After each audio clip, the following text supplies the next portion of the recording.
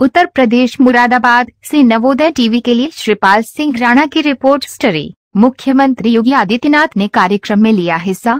Anchor Uttar Pradesh के मुरादाबाद जनपद के मझौला थाना इलाके में आयोजित आर्यवीर सम्मेलन में हिस्सा लेने के लिए प्रदेश के मुख्यमंत्री योगी आदित्यनाथ पहुंचे। इस कार्यक्रम के अंदर बाबा रामदेव के साथ ही अन्य कई संत मौजूद रहे। भारी संख्या में लोगों की मौजूदगी में कार्यक्रम संपन्न हुआ है। प्रदेश के मुख्यमंत्री द्वारा कई उपलब्धि की भी जानकारी मंच पर से दी गई है। बाइट योगी आदित्यनाथ मुख्यमंत्री मंच से बोलते हुए जिन्हें देखा था आर्य समाज के पूज्य संतों ने, आर्य समाज के आज साकार हो रहा है जब कश्मीर से धारा 370 समाप्त होती है।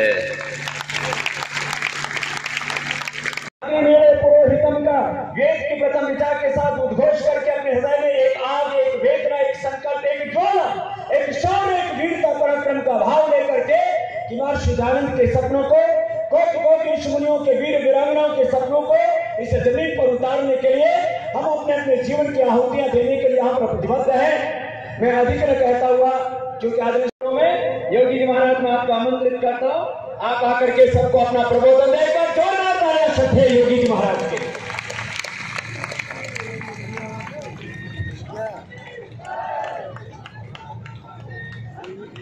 विश्वास करता हूं हम सब मिलकर के महर्षि दयानंद सरस्वती जी के, महर्षि सर्वानंद सरस्वती जी के सपनों का भारत बनाने के लिए प्रधानमंत्री मोदी जी के नेतृत्व में कार्य करेंगे। इस प्रतिबद्धता के साथ आप सबके आयोजन के प्रति मैं अपनी शुभकामनाएं देता हूं। धन्यवाद। जय हिंद। मंच पर एक बार फिर से स्थापित करने का अभियान है। जब योग की परंपरा को वैश्विक मंच पर स्थान सम्मान दिला करके 21 जून की तिथि को विश्व योग दिवस के रूप में मनाने के लिए पूरी दुनिया के अंदर आह्वान होता है और वह तब भारत के लिए गौरव का दिन होता है। ये सपना स्वामी दयानंद सरस्वती का ही सपना साकार होता है। ये सपना स्वामी सर्वानंद जी का सपना साकार होता है। जब काशी विश्वनाथ धाम की स्थापना करके इसके पुनरुद्धार कार्यक्रम के माध्यम से भारत के आध्यात्मिक और सांस्कृतिक विरासत को वैश्विक मंच पर सम्मान मिलता है। भाइयों बहनों, जब दुनिया इस सदी की सबसे बड़ी महामारी के सामने पस्त थी, तब भारत के लोगों के जीवन और जीविका को बचाने के साथ ही हमारी शिक्षा हमारी मातृभूमि में आनी चाहिए। संस्कृत और हिंदी में उसका पाठ्यक्रम होना चाहिए और केवल ये बीए का ही नहीं बल्कि मेडिकल और इंजीनियरिंग की पढ़ाई भी अब सभी भाषाओं में, सभी भारतीय भाषाओं में होगी। यह भी राष्ट्रीय शिक्षा नीति का एक हिस्सा बन चुका है। आप जाइए उत्तर प्रदेश के अंदर, हम लोगों ने कुछ पुस्तकों का हिंदी अनुवाद कर दिया, मेडिकल की भी और इंजीनियरिंग का भी, और अगली बार तक आप देखेंगे कि सभी पाठ्यक्रम हिंदी में भी आपको हर विश्वविद्यालय, हर महाविद्यालय में आपको पढ़ने को मिलेंगे।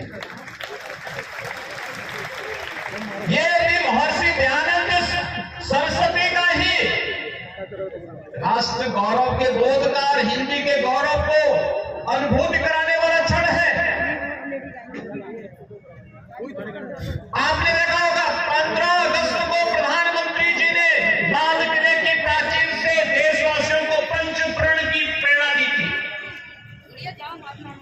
उस पंचप्रण में एक विरासत के सम्मान का भी है और महर्षि दयानंद सरस्वती की विरासत पर भी हर भारतवासी गौरव की अनुभूति करता है। और देखते ही देखते 15 अगस्त 1947 को विधर्मियों को और ब्रिटिशर को, इस देश को स्वतंत्र करने के लिए भी मजबूर होना पड़ा था। एक लंबा आंदोलन चला। हम सब की वर्तमान पीढ़ी गौरवशाली है कि हम लोग वर्तमान में आजादी का अमृत महोत्सव मना रहे हैं और आजादी के अमृत महोत्सव में अभी मुझे ज्ञापन आर्य समाज बस्ती ने दिया जिसमें उन्होंने बहुत सारी चीजों का उल्लेख किया है। और मैं कभी कभी इस बात को मानता हूं कि हम लोग आज भी व्यक्ति पूजा पर ज्यादा विश्वास करते हैं, व्यक्ति के आदर्शों पर कम। और मुझे लगता है कि स्वामी दयानंद की शिक्षा से एकदम विपरीत है।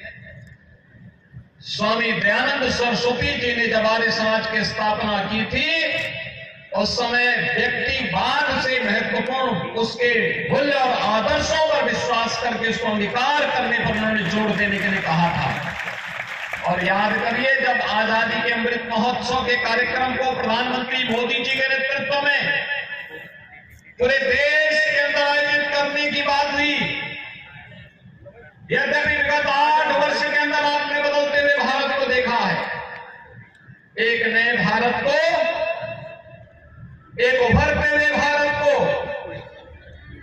एक भारत और श्रेष्ठ भारत की इस परिकल्पना को साकार होते हुए देखा है, जो सपना कभी स्वामी दयानंद सरस्वती जी ने देखा था, स्वामी श्रद्धानंद जी ने देखा था, आर्य समाज के पूज्य संतों ने, आर्य समाज के उन सभी पुरोधाओं ने देखा था। वही सपना आज साकार हो रहा है जब कश्मीर से धारा 370 समाप्त होती है। तब अयोध्या में मर्यादा पुरुषोत्तम भगवान श्री राम के भव्य मंदिर का मार्ग प्रशस्त होकर के प्रधानमंत्री मोदी जी स्वयं अयोध्या जाकर के मंदिर निर्माण के कार्य का शुभारंभ अपने कर कमलों से प्रारंभ करते हैं। पूज्य स्वामी रामदेव जी महाराज इस कार्यक्रम में वहां उपस्थित थे। केदारपुरी का पुनरुद्धार का कार्यक्रम होता है। भारत की आध्यात्मिक और सांस्कृतिक परंपरा का प्रदेश सबसे युवा प्रदेश है, सबसे अधिक युवा हमारे पास है। लेकिन ये युवा शिक्षा से,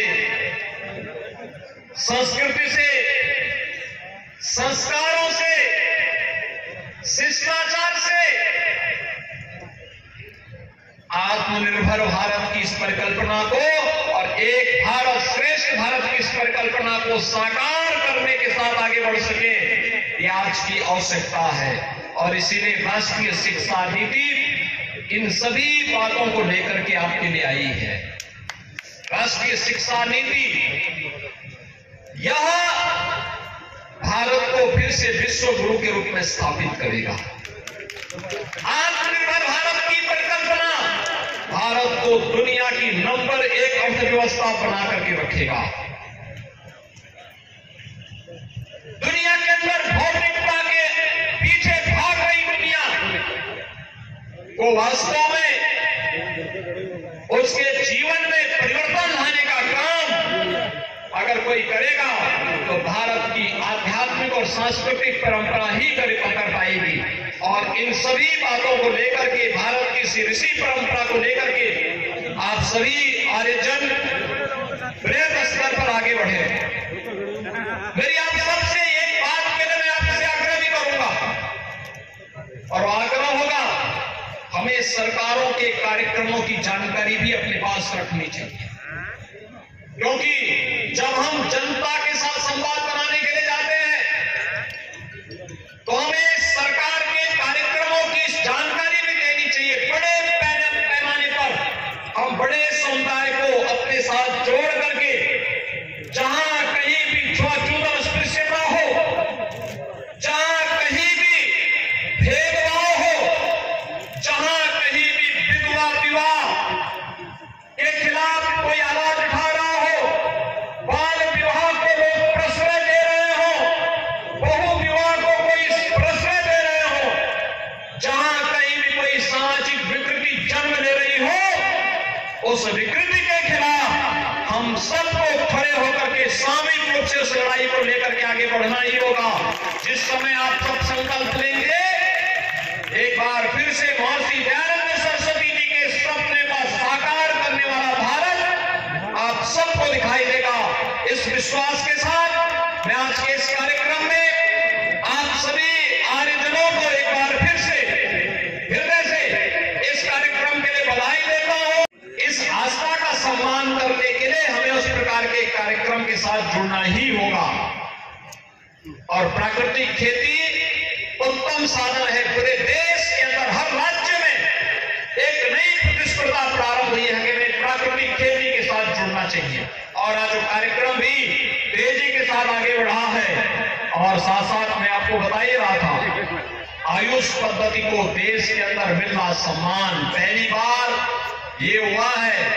योग को, आयुर्वेद को, प्राकृतिक चिकित्सा को, यूनानी, सिद्धा, इन सभी परंपरागत चिकित्सा पद्धतियों को भारत के अंदर सम्मान मिला है। और इसके लिए आयुष मंत्रालय का गठन भी प्रधानमंत्री मोदी जी ने ही किया है।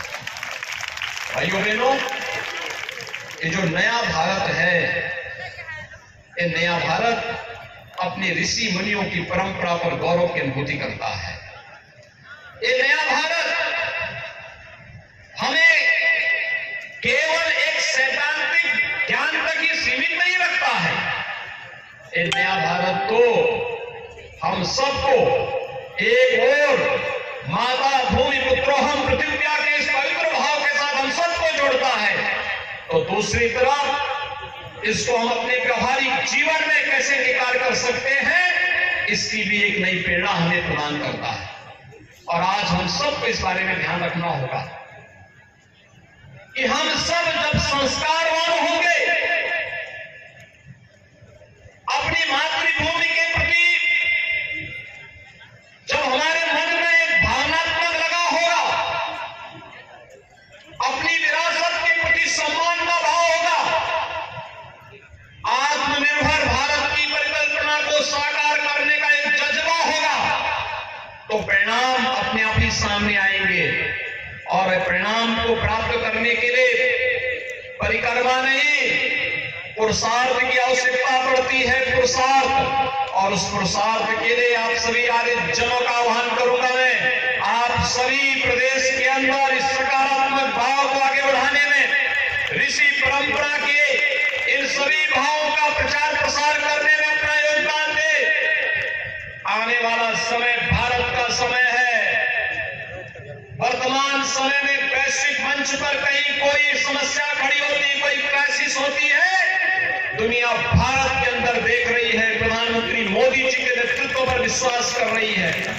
हम सबको भी अपने इस भारत पर गौरव की अनुभूति करते हुए अपने आप को इसके साथ जोड़ना चाहिए। सरस्वती को स्मरण कर रहे हैं इसलिए क्योंकि वे हमारी विरासत के हिस्से हैं, और इसीलिए उस पर गौरव की अनुभूति की प्रेरणा कौन दे रहा है? ये प्रधानमंत्री मोदी जी ही दे रहे हैं। उन्होंने कहा है, गुलामी का कोई भी चिन्ह न है, लेकिन विरासत पर गौरव की अनुभूति भी होनी चाहिए। स्वामी रामदेव जी जो काम कर रहे हैं, आत्मनिर्भर भारत की परिकल्पना को साकार करना है, ये भी पंचप्राण के अंदर आता है। और स्वामी जी जब आयुर्वेद की दवाओं को और उत्पादों को भारतीय बाजार में प्रस्तुत करके विदेशी कंपनियों को चुनौती देते हैं, तो यह भी आत्मगौरव की अनुभूति कराने वाला क्षण हम सबके सामने होता है। भाइयों बहनों, यही स्थिति आज यहां पर की जा रही है। आप सब देख रहे होंगे, वर्तमान में हम लोग उत्तर प्रदेश के अंदर एक योजना चला रहे हैं, मुख्यमंत्री सामूहिक विवाह की योजना, बिना भेदभाव की। अगर शुद्धिका आंदोलन नहीं चला होता, विधवा विवाह, बाल विवाह को समाप्त करके और विधवा विवाह की अनुमति हिंदू समाज में नहीं होती, क्या इस प्रकार के आयोजन संभव हो पाते हैं? आज हम लोग चला रहे हैं, 2 लाख से अधिक सामूहिक विवाह के कार्यक्रम प्रदेश के अंदर संपन्न हो चुके हैं। 2 लाख जोड़ों का जन सहयोग से और सरकार के सहयोग से कृषि में स्वदेशी तकनीक उपयोग हो। और अब तो आपने देखा होगा, प्रधानमंत्री मोदी जी ने प्राकृतिक खेती को, गो आधारित खेती को पूरे देश के अंदर युद्ध स्तर पर आगे बढ़ाने के लिए भी एक नए कार्यक्रम की शुरुआत की है। यूनियन बजट का हिस्सा इसको बना दिया है। अकेले उत्तर प्रदेश के अंदर हम लोग 1,10,000 हेक्टेयर खेती में हम लोगों ने प्राकृतिक खेती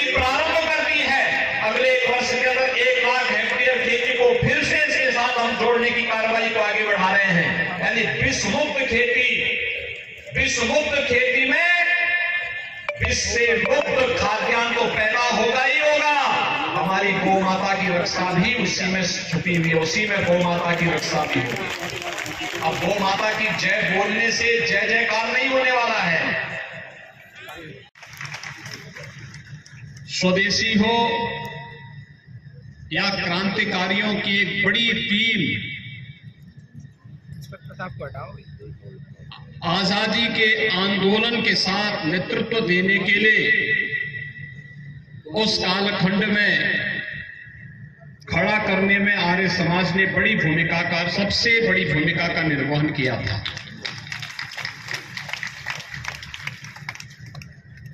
लेकिन जो कुछ विसंगतियां थीं उनका परिमार्जन करने के लिए जब स्वामी सरदानंद जी महाराज ने शुद्ध के आंदोलन को आगे बढ़ाने का कार्य किया और शुद्ध के अभियान के विरोधी कुछ विधर्मियों ने जब उनकी निर्मम हत्या कर दी